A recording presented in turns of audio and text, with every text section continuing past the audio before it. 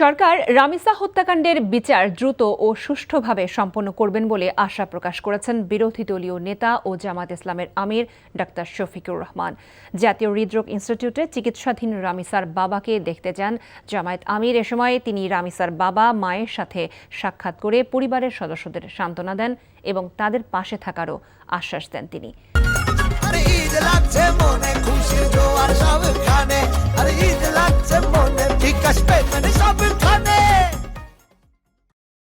আসামিদের পক্ষে কোনো আইনজীবীকে না দাঁড়ানোর আহ্বানও তিনি জানান।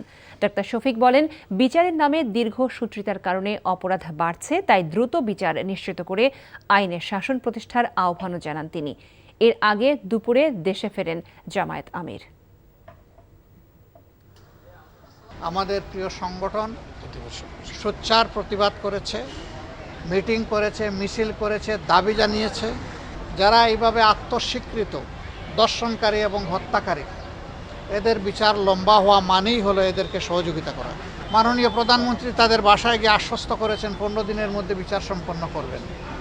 আমরা দেখতে চাই প্রধানমন্ত্রীর কমপক্ষে এই ওয়াদাটা শতভাগ বাস্তবায়ন হোক।